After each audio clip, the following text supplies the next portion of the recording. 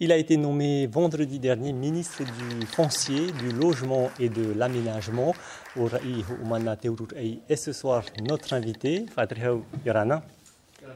Merci d'avoir accepté notre invitation ce soir. Je vous le disais, vous avez été nommé vendredi ministre dans un gouvernement porté par une majorité indépendantiste. Est-ce que, comme Oscar Temarou, vous aspirez à la souveraineté politique du pays? Alors, pour ce qui me concerne, et cela n'engage que moi, je me définirais davantage comme un jeune Polynésien qui a juste envie de consacrer une partie de sa vie au service de la population. Je pense que les domaines qui m'ont été confiés par le président traversent au-delà des clivages politiques ou des opinions politiques que l'on peut avoir. On a tous besoin de se loger, que l'on soit indépendantiste ou que l'on soit fermement autonomiste. On a tous besoin de pouvoir accéder à la propriété, de bénéficier d'autorisations de travaux immobiliers. Donc, au-delà des considérations politiques, je m'attache d'abord à remplir les missions que le président a bien voulu me confier. Et justement, quelle est votre feuille de route? Alors, dans le secteur du logement, puisque c'est là où, effectivement, il y a une grande aspiration, une grande demande, une urgence sociale à laquelle il faut répondre, eh bien, la politique du gouvernement se décline en deux temps. D'abord, des actions moyen terme et long terme, qui consistent à venir intensifier la construction de logements abordables, qu'il s'agisse des logements de l'OPH ou des logements qui sont portés par l'initiative privée dans le secteur intermédiaire. Mais ce sont des chantiers qui, forcément, prennent du temps. Lorsqu'on a l'idée de construire des logements, 30, 40 logements, il faut forcément passer par une phase d'études, une phase de travaux qui peuvent durer un certain temps. Pour autant, l'urgence à répondre à la demande de logement, elle se pose aujourd'hui. C'est aujourd'hui que les Polynésiens ont besoin de pouvoir accéder à un logement qui convienne à leurs aspirations, à leurs besoins. Et pour pouvoir répondre à cette demande actuelle, le président avait annoncé, vous le savez, la semaine dernière, la mise en place de deux dispositifs.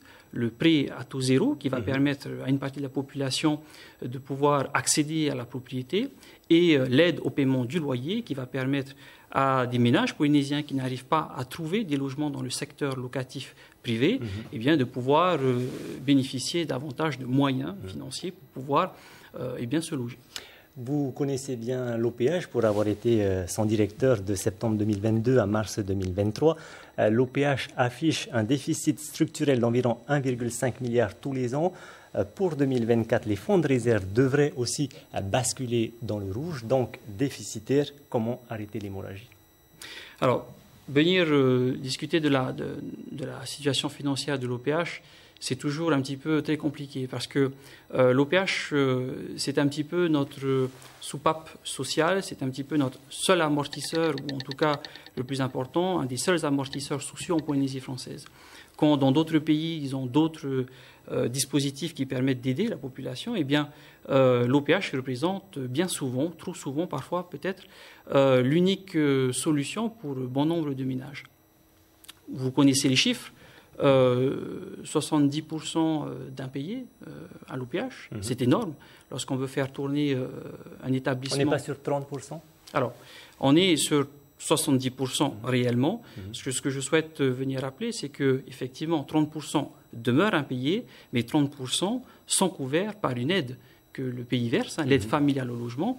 Donc, au total, si l'OPH venait à quittancer 100 de loyer, eh bien, il récupère 30 via les loyers, et 30 sont récupérés via l'aide familiale au logement. Donc c'est un établissement dont la situation financière est très difficile à aborder, tout simplement parce que le modèle sur lequel cet établissement a été bâti et a continué à vivre a également été compliqué. Dernière question, rapidement. En août 2024, le président du pays a déclaré que l'OPH n'avait pas facturé une partie de l'eau potable et des eaux usées à hauteur de 300 millions de 2019 à 2022, autrement sous l'ancienne mandature. Une enquête pour faire la lumière sur ce délit de concussion suisse en cours. Pourquoi ce projet n'a pas été abordé en commission du logement en janvier dernier? Tout simplement parce que dans l'attente d'avoir davantage d'éléments de la justice, je rappelle qu'une enquête a été ouverte par le parquet. Pour le moment, nous attendons un petit peu de voir le positionnement du ministère de la Justice. À ma connaissance, il n'y a pas encore eu de contact qui a été établi entre le parquet et l'OPH, nous attendons. En tout cas, nous pensons qu'il y a des solutions à apporter là-dessus pour venir à la fois traiter cette problématique sans pour autant léser les ménages qui sont concernés par ces impayés. Monsieur le ministre, merci d'avoir répondu à nos questions ce soir. Marourou. Merci à vous.